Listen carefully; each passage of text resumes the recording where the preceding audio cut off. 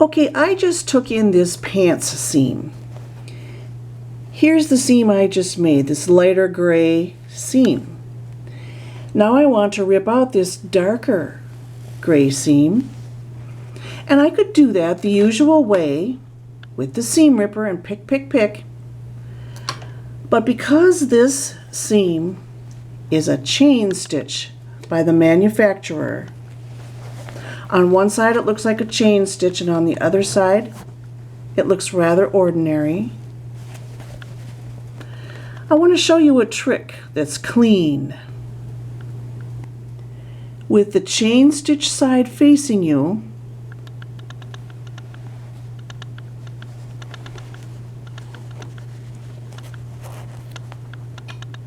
and the top of the seam up,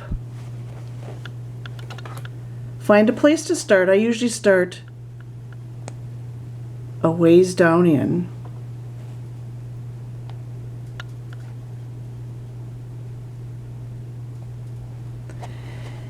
And loosen it. And sometimes you get lucky and it just starts to chain stitch right out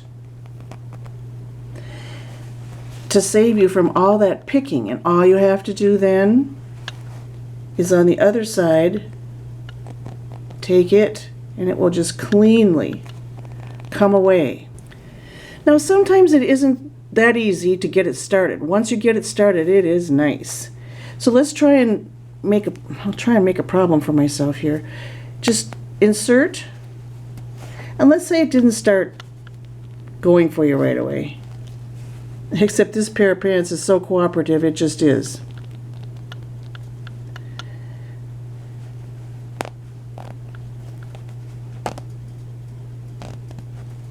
So it looks like I'm not going to be able to show you if you have difficulty. If you have difficulty, just keep at it. Just keep picking at the original start point until it starts to go, because it will eventually go. So now you get the idea. A lot of manufacturing stitching is this crazy chain stitch. If you get it picked out and started right in the beginning, it'll just rip right out for you. Okay, I'm trying like mad to have a problem ripping this out, but I'm just not. This pair of pants is so cooperative that it's just going to rip right out for me.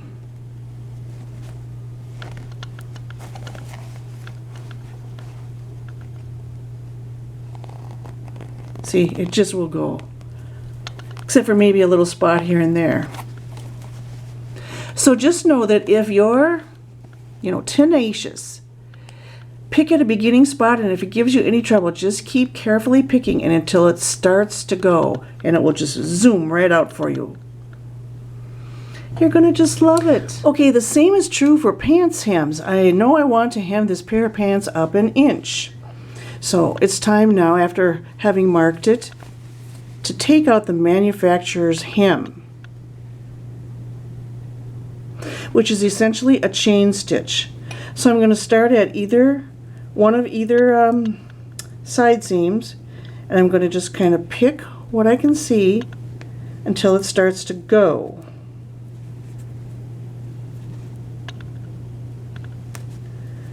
So bear with me a minute while I get it going.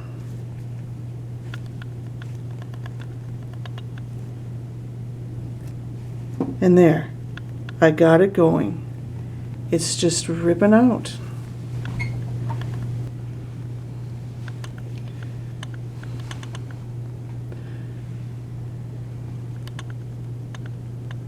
It's just ripping out like a chain stitch.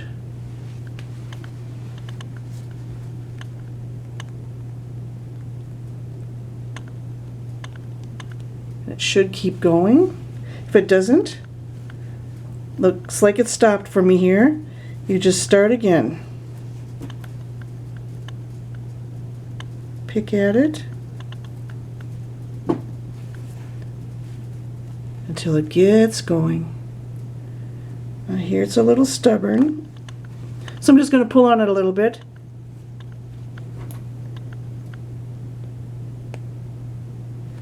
Pick at it a little bit and see if I can get it going, and if not, then you just do it the usual way with your ripper. But anytime you can save yourself the mess of all those little extra threads, that's what you want to do. Oh, there we go again.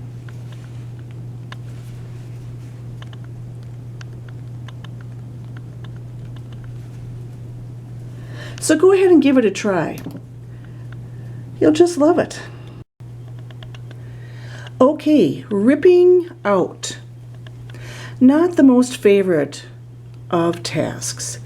That's because of the fear of error. So let's go over some basics. Here's your seam ripper. We're going to rip out this shirt hem. It's just a straight stitch. Insert your ripper like so and begin. Then after a little ways, you'll want to reverse that and put the ball end down inside and go from there. It makes for safer ripping. That's what the ball is for. Sometimes it can be such a thing as on something heavier, another different garment might be such a thing that you're really working these stitches, and when you have the ball inserted, the top wants to poke in. That's when you might want to turn it around and go like this again. You're just going to need to experiment around, like always, and find out what your preference is. But essentially, this is what the design of this ripper is intended, is for the ball to be buried in the seam.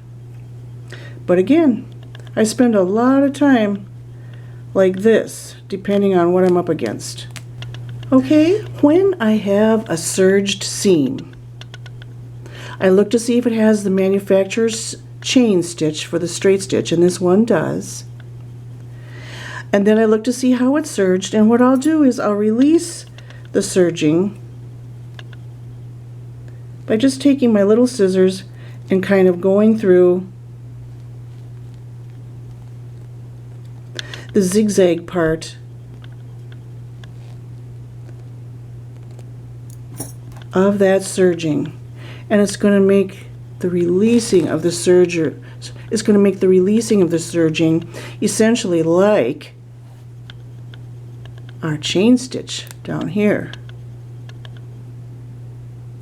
Just going to come right out. So now this might be my opportunity to have a hard time getting the chain stitch going. Oop, there it goes. So do yourself a favor and make it as easy as possible for yourself. All right. Just to review what I did on the serging part is I kind of held it taut and just released the zigzag part. Once you've done that and you pull on the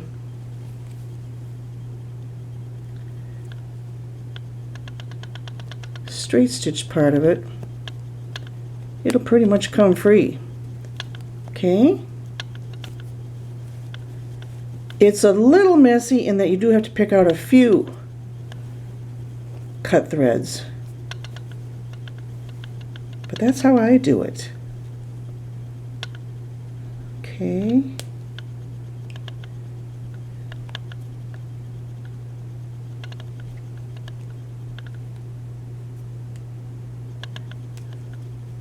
There. Took a little picking, but I got the chain stitch started. I think you've got the idea now. Here's a seam I'd like to rip out, and I'm going to show you a little something that I do that might make other seamstresses gasp. But I do it, and it really works for me in the interest of being as clean and efficient as possible. I hate picking out extra threads with ripping, so I've avoided it at all costs. Here's my trick. Get the seam started. Several stitches, I'm going to say, let's say about 6. Now on the other side, right behind it, it's loosened. Now I am just going to take that thread that I've got extra there, and I'm just going to pull it. And I'm going to go from side to side, just pulling it out. It works for me, and I've never ruined anything. This might seem a little extreme to some people, to yank on the thread like this.